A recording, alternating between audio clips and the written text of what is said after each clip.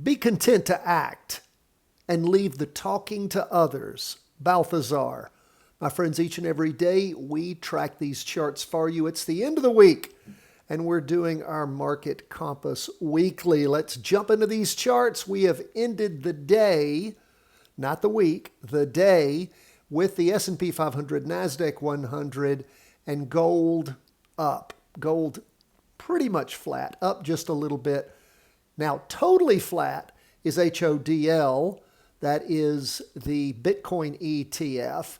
And bonds are down a little bit. Let's jump into these charts. What do we see as we look at the chart overall for the week? Well, we have had a serious break in a strong uptrend. We ended the week with what? A red down candle. Now, it is a spinning top, and you can see where the movement is primarily down when we look at the Heiken Ashi average pace candlestick.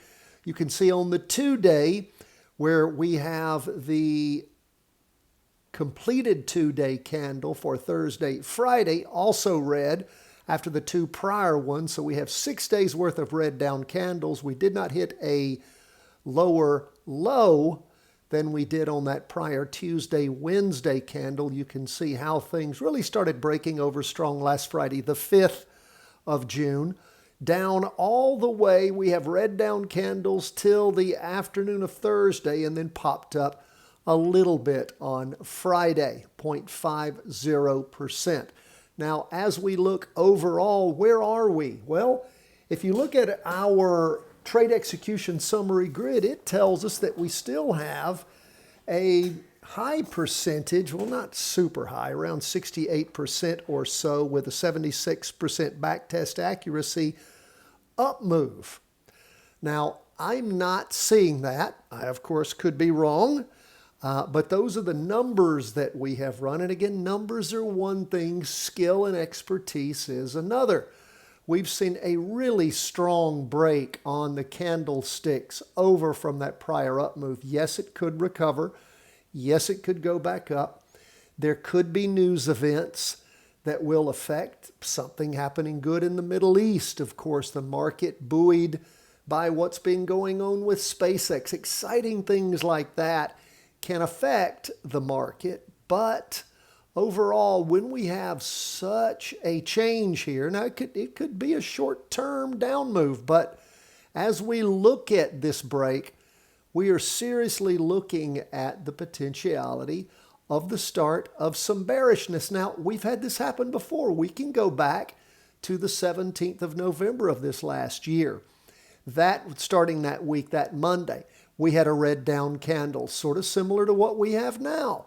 And then the market turned right around and moved up for a few more weeks. Then it rolled over. So doesn't mean that we are for sure going down, but there is a bearish element that has been injected. And we shall see if that is confirmed and continues to be. All of our charts are well below the weekly trend line, that prior weekly up trend line, well below it. And again, as we start this next week off, typically what you see is things progressing toward the mean, and that is going to be a bearish move. So watch for that, okay? What do we see going on the NASDAQ? Up 0.59%. Same kind of thing. It was moving down, starting strong on Friday now don't get your Fridays confused, Friday the 5th of June. And then again on Thursday the 11th in the afternoon, really started moving up, moved up some today, the 12th. Still, though, we have a red spinning top, lots of volume. And again, the primary move is down. We've got a long wick on the bottom. Now, that's been eaten up some by the bulls.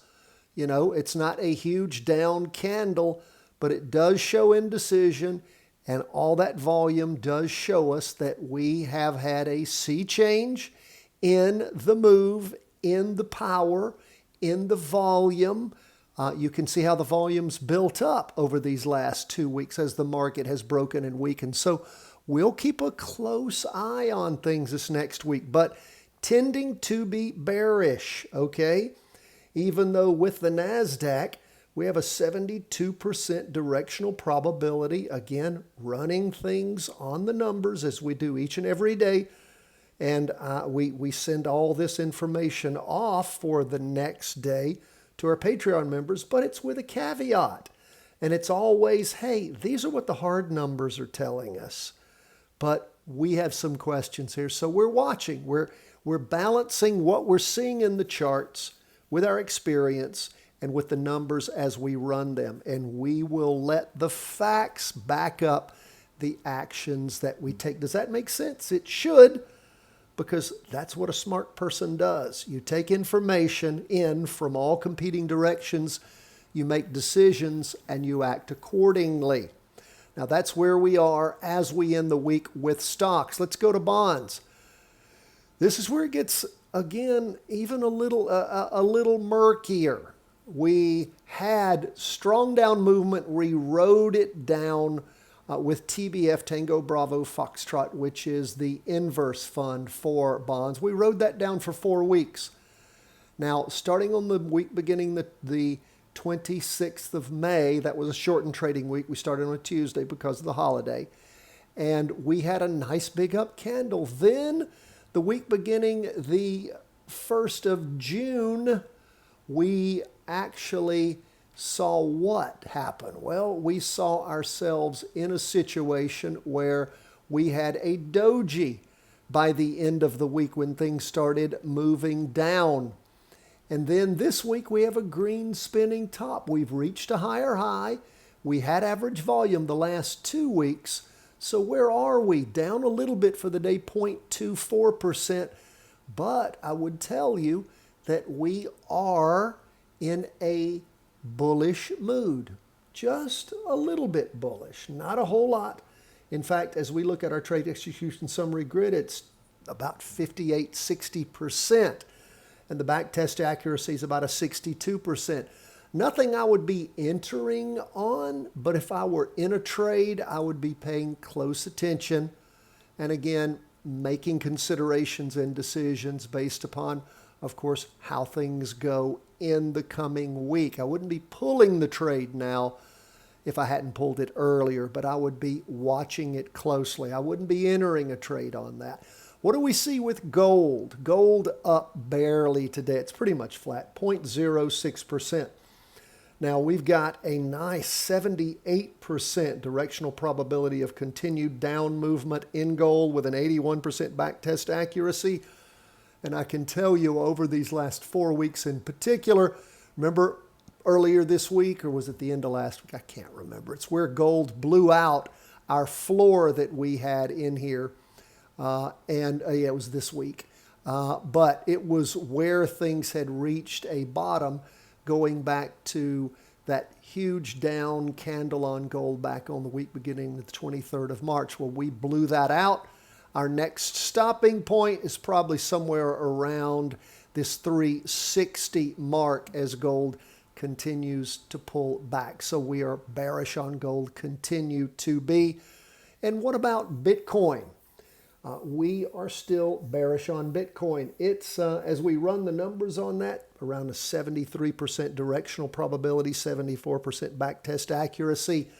And again, we have a potential floor here, some support. We put this in because that's where the low was reached in Bitcoin back in February on the week beginning the 2nd. And Bitcoin has, bounced off that now twice.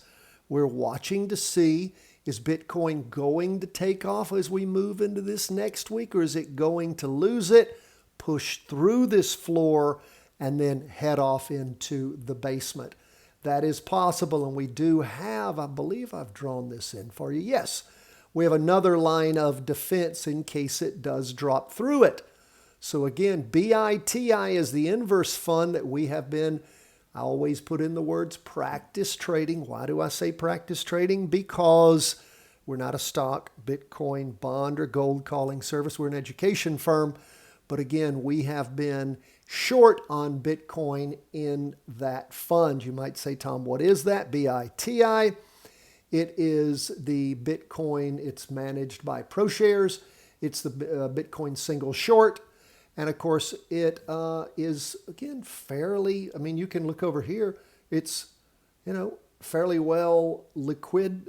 It's 26.91 for a sell, 27.06 for a buy. Remember, you're always going to sell it at the lower price, buy it at the higher price. Bid and ask can get confusing.